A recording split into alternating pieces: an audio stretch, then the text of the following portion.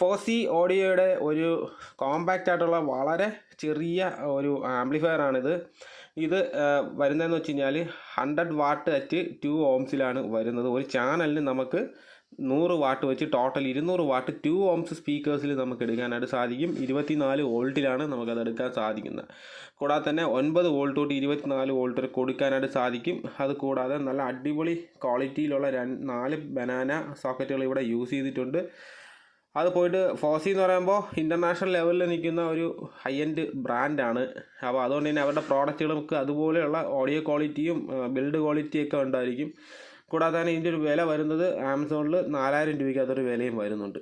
ഇതിൽ വർക്ക് ചെയ്യുന്ന ഫോർമാറ്റുകളെന്ന് പറയുമ്പം MP3, WMA, APE, ഫ്ലാക്ക് വേവ് വളരെ ഈസി ആയിട്ട് നമുക്കിത് റൺ ചെയ്യാനായിട്ട് സാധിക്കും.